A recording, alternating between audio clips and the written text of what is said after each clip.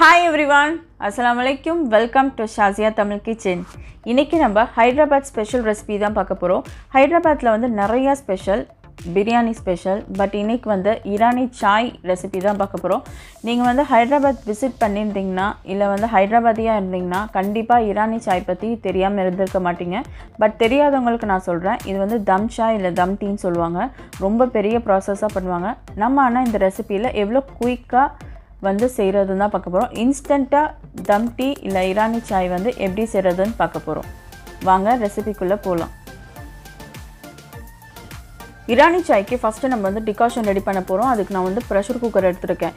என்ன பிரஷர் குக்கர்னு பாத்தீங்கன்னா இப்போ நம்ம வந்து ஒரிஜினல் மெத்தட் பாத்தீங்கன்னா 45 minutes to 1 hour வந்து தம் போட்டு டிகாஷன் வந்து ரெடி பண்ணுவாங்க. அதனால தான் அது தம் டீன்னு சொல்லுவாங்க. டிகாஷனே வந்து 45 minutes to 1 hour வந்து ரெடி பண்ணிட்டு இருப்பாங்க.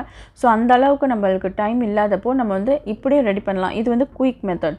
ஸோ அதனால நான் வந்து ப்ரெஷர் குக்கர் யூஸ் பண்ணுறேன். இப்போ ப்ரெஷர் குக்கரில் நான் 750 ml வந்து வாட்டர் ஆட் பண்ணியிருக்கேன். இது வந்து 4 to 5% வந்து நல்லா தாராளமாக டீ குடிக்கலாம்.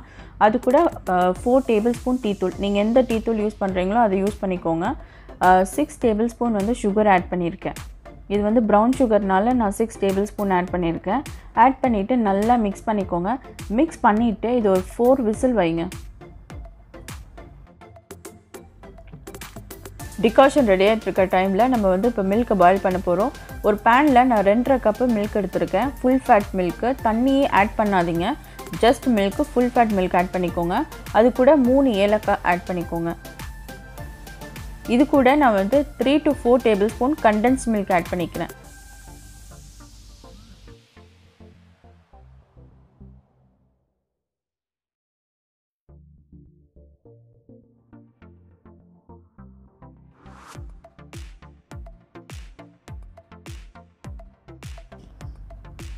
மில்க் வந்து நல்லாவே பாயில் ஆயாச்சு. இப்போ பார்த்தீங்கன்னா நம்ம கண்டென்ஸ் மில்கில் ஆட் பண்ணியிருக்கனால அந்த வாசனையும் வந்து சூப்பராக இருக்குது.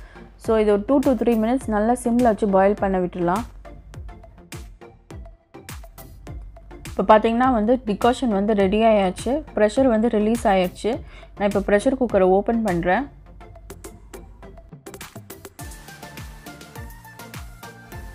இப்போ டிகாஷன் பார்த்தீங்கன்னா நல்லா ஸ்ட்ராங்காக இருக்குது. இப்போ இது ஒரு ஃபில்ட்ரு வச்சு நம்ம ஃபில்ட்ரு பண்ணி வச்சுக்கலாம். அப்போ தான் நம்ம வந்து டீ சர்வ் பண்ணும்போது ஈஸியாக இருக்கும்.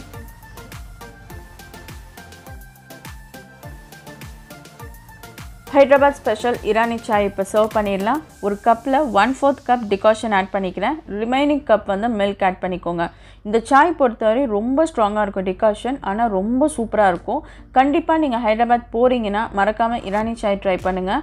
அது கூட ஒஸ்மானியா பிஸ்கெட் பர்ஃபெக்ட் காம்பினேஷன். இப்போ என்கிட்ட ஒஸ்மானியா பிஸ்கெட் கிடையாது. நான் என்னோடய ஃபேவரட் பிஸ்கெட்டை வச்சு நான் என்ஜாய் பண்ண போகிறேன்.